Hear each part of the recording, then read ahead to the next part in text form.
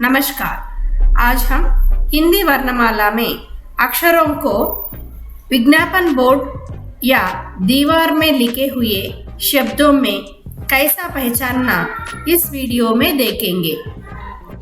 श ट ला या ना रा ढ द ज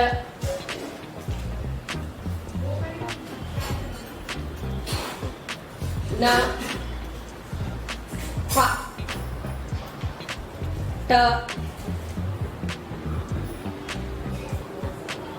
ट म ब